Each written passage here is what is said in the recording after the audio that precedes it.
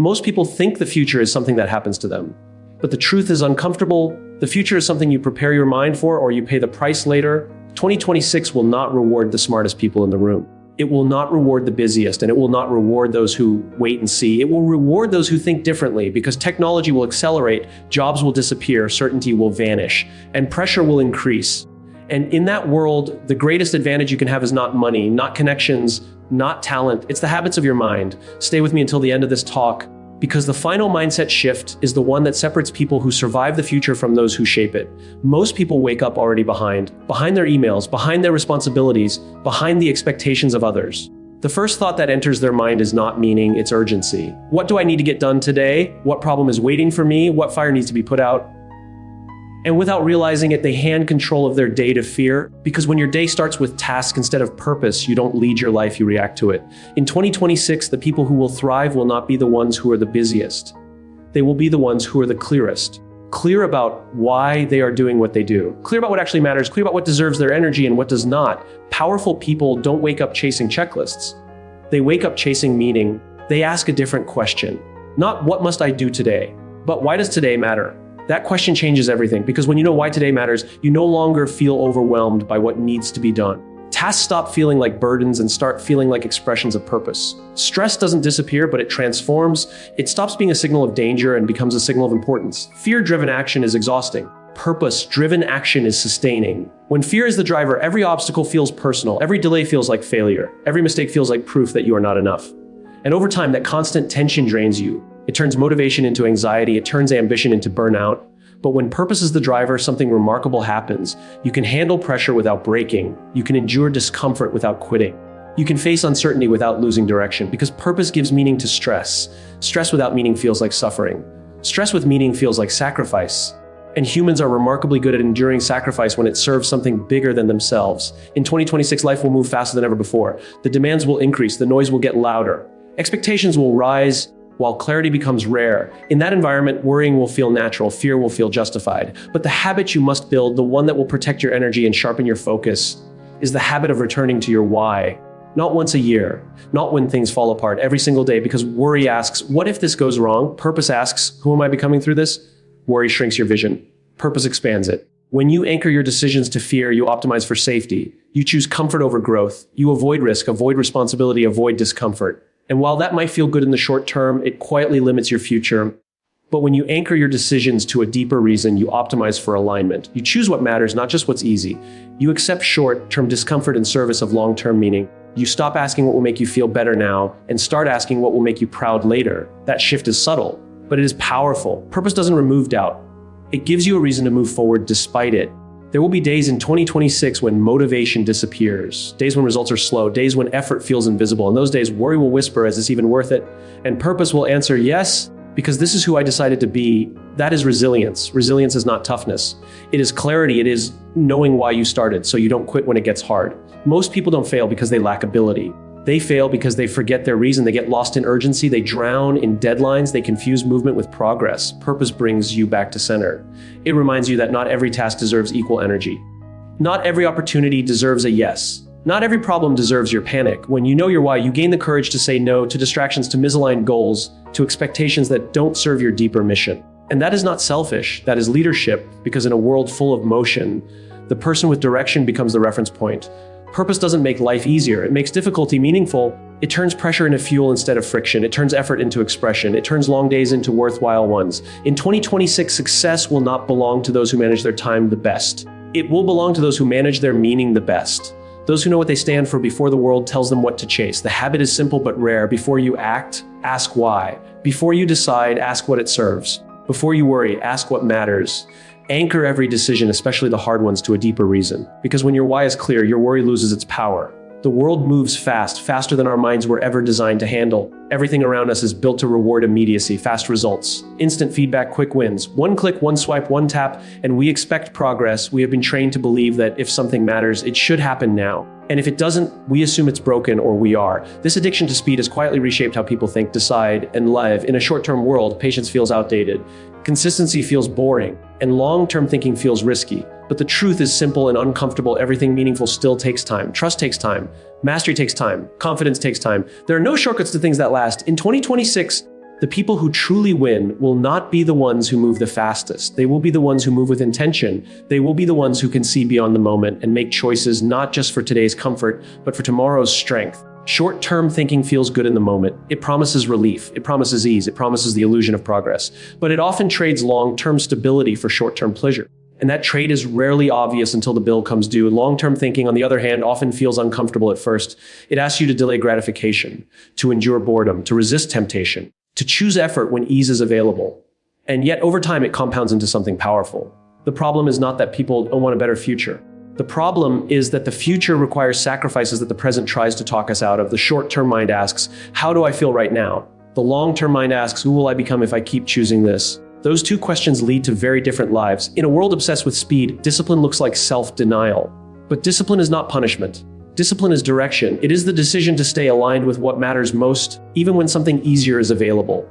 Discipline today is not about suffering. It is about respect for your future self. Your future self is quietly depending on you. Every habit you build or avoid, every standard you uphold or lower, every choice you make when no one is watching, they all accumulate. Short-term comfort feels harmless. Skipping the work once doesn't seem like a big deal. Taking the easy path today feels justified. But the danger of short-term thinking is not in one decision, it's in repetition. Small compromises repeated daily shape outcomes that feel sudden but were never accidental. Long-term thinkers understand something others don't. Consistency beats intensity. You don't need massive effort once in a while. You need steady effort over time. You don't need motivation every day. You need commitment to a direction. In 2026, the environment will constantly pull your attention toward what is immediate. Notifications will demand urgency. Trends will promise quick rewards. Comparisons will make you question your pace. And if you are not anchored to a long-term vision, you will drift. Drift is not dramatic, it is subtle. It looks like postponing important work. It looks like choosing entertainment over development. It looks like trading depth for distraction. And one day, without realizing how it happened, you look back and wonder where the time went. Long-term thinking protects you from that regret. It reminds you that progress is often invisible before it becomes undeniable. That growth happens quietly. That the most important investments don't announce themselves with instant results. Confidence, for example, is not built by quick wins. It is built by keeping promises to yourself over time. Mastery is not built by shortcuts. It is built by showing up when improvement feels slow. Trust is not built by words. It is built by consistency. The people who understand this stop chasing immediate validation. They stop needing constant proof that they are on the right path. They learn to trust the process because they trust the direction. Making decisions your future self will thank you for requires imagination. It requires you to mentally step forward in time and ask, what will matter then? Not what will impress others now. Not what will feel good tonight, but what will create strength, freedom, and clarity later. This way of thinking changes how you approach work, relationships, health, and growth. You stop asking what is fastest and start asking what is sustainable. You stop optimizing for convenience and start optimizing for alignment. In a short-term world, long-term thinkers may look slow. They may look behind. They may look like they are missing out, but over time the gap widens. While others burn out, lose focus, or start over again and again, long-term thinkers build momentum. Momentum is quiet. It doesn't shed. But once it's moving, it's hard to stop. In 2026, the real advantage will not be access to information. Everyone has that. The real advantage will be patience, the ability to stay committed when results are delayed, the ability to resist urgency when it conflicts with purpose, the ability to choose progress over pleasure. Short-term thinking asks, what can I get? Long-term thinking asks, what can I build? And builders always outlast consumers. When you respect tomorrow, you change today. You treat your time differently, your energy differently, your choices differently. You stop living as if the future will magically take care of itself. You start acting as if it is shaped by what you do now. Discipline today is not restriction. It is protection. It protects your potential. It protects your direction. It protects the life you say you want.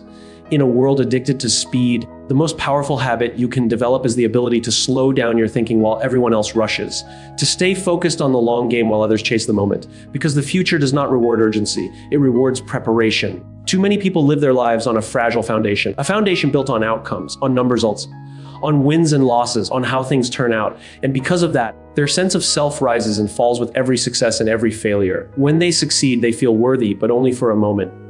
When they fail, they feel broken, sometimes for a long time.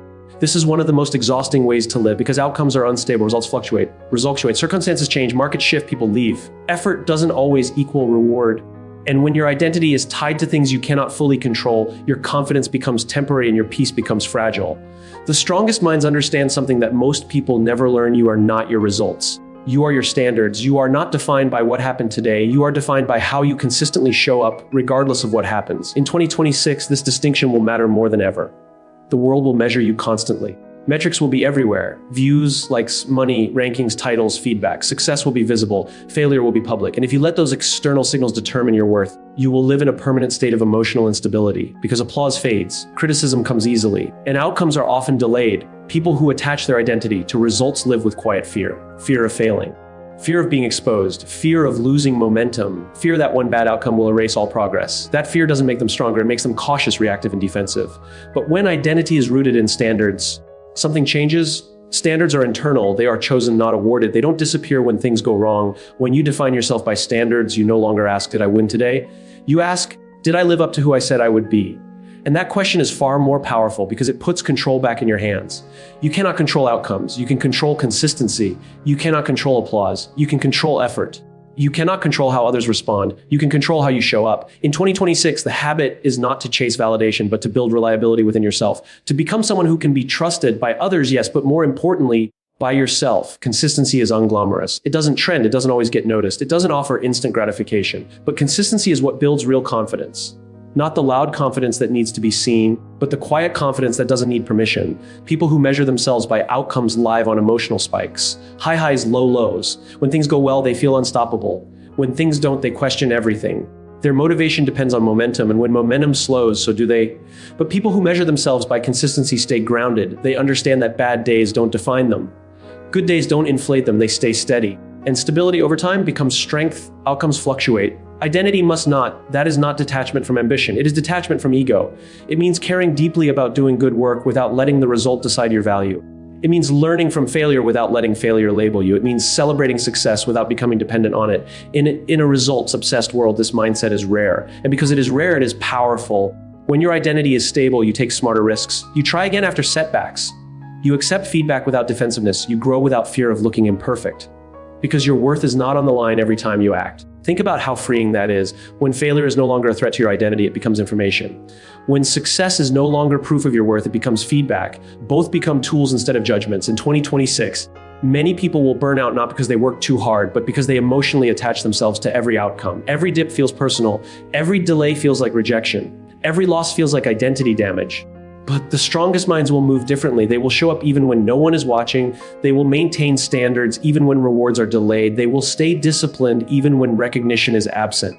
Because their self-respect does not depend on applause. They understand that true confidence is built in private. In the moments where quitting would be easy. In the days where progress feels invisible. In the choices that no one celebrates. Consistency becomes a mirror. Each time you act in alignment with your standards, you reinforce who you are. And over time, that reinforcement becomes unshakable confidence. This doesn't mean outcomes don't matter. They do. Outcomes provide direction. They offer feedback. They help you adjust, but they are not identity. They are signals, not definitions. When you confuse the two, you live reactively. When you separate them, you live intentionally. In 2026, those who thrive will be the ones who can say, I am committed to who I am becoming, regardless of what happens today. That mindset creates resilience. It creates patience. It creates the ability to stay the course when others give up. Because when identity is rooted in standards, you don't need constant reassurance. You don't need permission to keep going. You don't need results to feel valid. You simply need to keep your word to yourself. And that is the most stable foundation a mind can stand on in an unstable world. Growth has never been comfortable. It never was. At no point in history did growth arrive quietly, gently, or without resistance. Growth has always demanded effort, risk, and the willingness to step into the unknown. The difference now is not that growth has become harder, but that comfort has become easier. And that ease has changed how people think, decide, and live. Today, comfort is everywhere. It is built into our routines, our technology, our expectations. Discomfort can be avoided with a swipe, a click, or a distraction. And because of that, many people have learned to treat discomfort as danger. Something to escape, something to silence, something to eliminate as quickly as possible. But in 2026, comfort will be more dangerous than failure. Failure teaches. Discomfort strengthens. Comfort, when overindulged, weakens. It slowly erodes ambition. It dulls curiosity. It convinces you that staying where you are is safer than finding out who you could become. Staying where you are always feels safe until it isn't. At first, it feels responsible, practical, sensible. You tell yourself you'll change later when conditions are better, when confidence is higher, when certainty arrives. But certainty rarely comes first. It follows action, not the other way around. The problem with comfort is not that it feels good. The problem is that it lies. It tells you that you are protected when in reality you are just unchallenged. And unchallenged potential doesn't stay neutral, it decays. Discomfort is not a sign that something is wrong. More often, it is a sign that something is growing. The strongest people in 2026 will not be the ones who avoid discomfort. They will be the ones who understand it, who listen to it, Who learned to sit with it long enough to extract its lesson? Because discomfort is no longer a warning sign. It's a compass. It points toward growth. It points toward learning. It points toward the edges of your current capability. When you feel uncomfortable, it means you are no longer repeating what you already know. You are stretching beyond it. And that stretch is where development happens. Most people wait for confidence before they act. But confidence is not a prerequisite for growth. It is a byproduct of it. You don't become confident and then try hard things. You try hard things, feel uncomfortable, survive them, and then confidence follows. Choosing growth over ease requires courage, but not the dramatic kind. It requires quiet courage. The kind that shows up when no one is watching, when there is no applause, when progress is slow, when the only reward is knowing you did the harder thing instead of the easier one. In 2026, many people will choose comfort without realizing it. They will stay in familiar patterns, familiar jobs, familiar thinking, familiar limits. Not because they are incapable of more, but because discomfort feels unnecessary when comfort is available. But the people who build something meaningful will choose differently. They will lean into conversations they would rather avoid. They will take responsibility when excuses are easier. They will practice skills they are not yet good at. They will risk looking inexperienced instead of staying average. And it will be uncomfortable. But discomfort, when chosen intentionally, is empowering. It reminds you that you are alive, engaged, and capable of adaptation. It sharpens awareness, it forces focus, it demands presence. Avoided discomfort doesn't disappear, it accumulates. It shows up later as regret, as frustration, as the quiet question of, what if I had tried? That kind of discomfort is far heavier than the temporary unease of growth. The irony is that the discomfort you avoid today often becomes the pain you can't avoid tomorrow. In a rapidly changing world, comfort creates fragility. When life inevitably shifts, those who have trained themselves to stay comfortable struggle to adapt. But those who have practiced discomfort, who have built the muscle of resilience, adjust faster, they recover quicker. They move forward while others freeze. Growth does not require you to seek suffering. It requires you to stop running from resistance. To recognize that the path forward often feels uncertain because it is new. And new paths are rarely smooth at the start. Discomfort asks you a question. Will you stay who you are, or will you become more? Every time you choose growth over ease, you answer that question with action. You teach yourself that discomfort is survivable, that fear is temporary. That effort expands capacity. Over time, your relationship with discomfort changes. It no longer feels like a threat. It feels like a signal that you are exactly where you need to be to grow. In 2026, discipline will look different. It will not be about forcing yourself through misery. It will be about willingly choosing challenge, choosing the uncomfortable conversation, the difficult habit, the unfamiliar role, the uncertain opportunity, not because it guarantees success, but because it guarantees growth. And growth, unlike comfort, compounds. The people who move forward will not be those who waited to feel ready. They will be the ones who acted while feeling uncertain, who showed up despite doubt, who trusted that clarity comes from movement, not hesitation. Discomfort will become their guide, not something to escape, but something to interpret, a compass pointing toward expansion. And while others stay where they are because it feels safe, they will move forward because they understand that safety without growth is just stagnation wearing a comforting disguise. We live in a world that celebrates access. Access to information, access to opinions, access to constant updates, breaking news, endless content, and unlimited voices competing for attention. For a long time, we were told that information is power, that if we knew more, we would do better. That awareness alone would give us an advantage. But in 2026, that idea will no longer be true. Information is no longer scarce. Focus is, everyone is informed, few are clear. The problem is not that people don't know enough. The problem is that they know too much of what doesn't matter. They consume without filtering. They scroll without intention. They absorb opinions without questioning whether those opinions deserve space in their mind. And over time, that constant intake creates noise. Noise clouds judgment. Noise dilutes priorities. Noise makes people reactive instead of deliberate. When everything has your attention, nothing has your focus. The strongest minds in 2026 will not be the ones who consume the most information. They will be the ones who are selective, intentional, disciplined about what they allow into their mental space. Because your mind, like your time, is a limited resource. And how you protect it determines the quality of your decisions. Most people treat their mind like an open door. Anything can walk in. Every headline, every opinion, every argument, every trend. And then they wonder why they feel overwhelmed, distracted, anxious, or unsure of what to do next. Clarity does not come from more input. It comes from better filtering. Not everything deserves your attention. Not every opinion deserves space. In a world where everyone has a platform, not every voice carries wisdom. Yet many people give equal weight to all of them. They read comments from strangers and let them shape self-doubt. They consume content designed to provoke emotion and mistake that emotion for insight. They stay informed but lose direction. Focus is what turns information into power. Without focus, information is just noise disguised as knowledge. Being intentional about what you allow into your mind is not about ignorance. It is about prioritization. It is about knowing what aligns with your goals, your values, and your direction, and what does not. In 2026, the cost of distraction will be high. Opportunities will favor those who can concentrate deeply, think clearly, and act decisively. Those skills are impossible to develop in a constant state of mental interruption. Every piece of information you consume competes for mental energy. Even when you don't act on it, it occupies space, it shapes mood, it influences perception. And when too much irrelevant information accumulates, it creates mental clutter. Mental clutter slows decision making, it increases doubt, it weakens confidence. People often confuse being busy consuming information with being productive. They read more, watch more, listen more, but do less. Because clarity is not about knowing everything, it's about knowing what matters. The habit is not to disconnect from the world, it is to engage with it selectively. To choose depth over breadth, to value insight over immediacy. Intentional minds ask different questions. Is this useful or just interesting? Does this help me grow or just keep me entertained?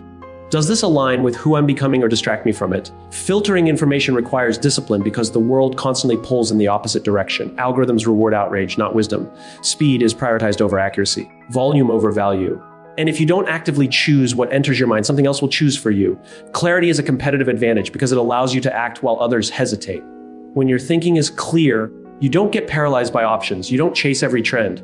You don't react emotionally to every update. You move with intention. People with clarity don't need to consume everything. They know what to ignore. Ignoring is a skill, and in 2026, it will be essential. Ignoring what doesn't serve your direction frees energy for what does. It allows you to think independently, to form your own judgments instead of borrowing the loudest opinion in the room, to respond thoughtfully instead of reacting impulsively. This is especially important in a time where opinions are abundant and certainty is rare. When you give every opinion equal weight, you lose your own. When you constantly seek external input, you weaken internal conviction. Filtering information strengthens identity. It reinforces values, it puts focus, and focus is what allows progress to compound. The people who succeed in 2026 will not be those who know the most headlines. They will be the ones who can stay centered amid noise, who can think long-term while others chase immediacy, who can maintain direction when the world is constantly shifting. Being informed without clarity creates anxiety. Being focused without clarity creates stagnation. But focus guided by intention creates momentum. Every day, you are training your mind, training it to concentrate or fragment, to go deep or stay shallow, to react or reflect. And those small daily choices shape how you think under pressure. Clarity does not happen by accident. It is built through boundaries, through saying no to distractions, through being deliberate about what deserves your mental space. In 2026, clarity will separate leaders from followers, builders from consumers, thinkers from reactors. Information will keep increasing, noise will keep growing, opinions will keep multiplying, but focus, real focus, will remain rare. And those who protect it will move forward while others remain overwhelmed, informed, and stuck. Most people don't realize how little control they actually have over their own behavior. Not because they lack intelligence or intention, but because they live in reaction mode. Their emotions are pulled by headlines, opinions, messages, and moments they never chose. Something happens and they respond instantly, often without reflection, often without alignment, often without intention. They react to news, they react to criticism, they react to pressure. And over time, reaction becomes a habit. Reactive minds are controlled minds. They are controlled by circumstances, by other people's words, by external triggers that dictate internal states. When you live this way, you may feel busy and engaged, but you are not leading, you are being led. In 2026, this way of thinking will become increasingly costly. The world will move fast. Information will arrive instantly. Opinions will demand immediate responses. Pressure will feel constant. And those who react emotionally will exhaust themselves trying to keep up. They will make decisions they later regret. They will say things they didn't mean. They will drift further away from who they want to be. The strongest people will not be the fastest to react. They will be the most disciplined in how they respond. Reaction is automatic. Response is intentional. Reaction bypasses thought. Response requires awareness. The space between stimulus and response is where control lives. And that space, even when it feels small, changes everything. Pausing does not mean doing nothing. It means refusing to let emotion make decisions for you. It means creating a moment of distance between what happens and how you act. That moment allows clarity to enter. It allows values to speak. It allows you to choose a response that aligns with who you are, not just how you feel. Most people confuse speed with effectiveness. They believe responding quickly shows strength, confidence, or intelligence. But speed without reflection often leads to damage. Emotional reactions may feel justified in the moment, but they rarely serve long-term goals. Emotional discipline is not suppression. It is awareness. It is the ability to recognize what you are feeling without letting that feeling control your behavior. In 2026, emotional discipline will outperform raw intelligence, because intelligence without discipline reacts impulsively, but discipline directs intelligence. You can be brilliant and still self-sabotage if you react without thinking. You can be skilled and still lose trust if you let emotion lead your actions. Emotional discipline protects relationships, reputations, and momentum. Most reactions are rooted in ego, the need to defend, the need to prove, the need to be right. But ego-driven reactions often escalate conflict rather than resolve it. They prioritize short-term relief over long-term respect. When you pause, you weaken ego's grip. You give yourself the chance to ask, what is the most effective response here? Not the loudest, not the most satisfying in the moment, the most effective? That question changes outcomes. Responding instead of reacting requires practice. It is not about eliminating emotion. It is about integrating it. Emotion carries information. It tells you when something matters, but it should inform decisions, not dictate them. In high-pressure moments, reaction feels easier because it is familiar. Response feels harder because it requires effort. But effort is what separates growth from stagnation. In 2026, pressure will be unavoidable. What will be optional is how you handle it. People who react under pressure often regret their behavior after the moment passes. They apologize, they explain, they justify. People who respond thoughtfully rarely need to repair damage.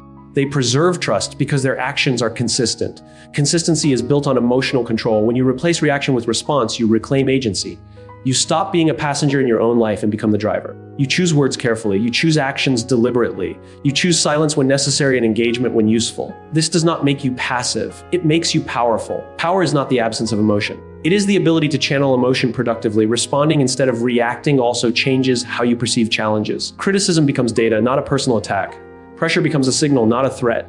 Conflict becomes an opportunity to clarify, not to dominate. When outcomes matter, response always beats reaction. In 2026, many people will feel overwhelmed by the pace of the world. They will react to everything and feel in control of nothing. They will confuse emotional expression with authenticity and impulsivity with courage. But the people who move forward will be those who master the pause. They will slow down their response even when the world speeds up. They will choose clarity over catharsis. They will value effectiveness over ego. Emotional discipline will become a defining advantage. Not because emotions disappear, but because they are guided by intention. When you learn to pause, reflect, and then choose your response, you change the trajectory of your actions. You protect your values under pressure. You align behavior with purpose. You stop handing control to external triggers. And in a world designed to provoke reaction, the ability to respond with intention will be one of the most powerful habits you can develop. We live in an age where confidence is often confused with visibility, where being seen is mistaken for being secure, where approval has become a currency and validation is only a notification away. Likes fade, praise changes. Approval is unpredictable. And yet, many people build their sense of worth on these unstable signals and wonder why their confidence never lasts. When your confidence depends on others, your peace is always at risk. External validation feels good in the moment. It reassures, it comforts, it gives a temporary sense of belonging, but it is not reliable. It comes and goes based on trends, moods, algorithms, and opinions you cannot control. When confidence is outsourced to others, it becomes fragile. You are only as confident as the last compliment you received, and that is an exhausting way to live. Inner confidence works differently. It is quiet, it is steady. It does not need to be announced or defended. It is built slowly through action, not attention, through integrity, not applause, through consistency, not comparison. Confidence is not built in public. It is built in private. It is built when you do what you said you would do, even when no one is watching. When you follow through on commitments that bring no immediate reward. When you choose discipline over comfort. When you honor your word to yourself. Keeping promises to yourself is the foundation of real confidence. Every time you break a promise to yourself, you weaken trust. Every time you keep one, you strengthen it. Over time, this internal trust becomes self-belief. Not the loud kind that needs to be proven, but the deep kind that doesn't need reassurance. In 2026, the demand for validation will be louder than ever. Platforms will reward visibility. Comparisons will be constant. Metrics will make it easy to measure yourself against others. And if you are not grounded internally, you will chase approval without realizing it. Chasing validation subtly shapes behavior. You start choosing what gets attention rather than what aligns with your values. You speak when silence would be wiser. You hesitate when action would be braver. You adjust who you are to fit what is praised. Over time, this erodes authenticity. When confidence is external, identity becomes flexible. You become whoever gets approval in the moment. And while that may earn short-term acceptance, it costs long-term self-respect. Inner confidence removes that pressure. When you trust yourself, you don't need to perform. You don't need to convince. You don't need to seek permission. You act from alignment, not approval. That trust allows you to say no without guilt, to take criticism without collapse, to stand alone without fear. This kind of confidence cannot be taken away because it was never given by others in the first place. People often believe confidence comes from success, but success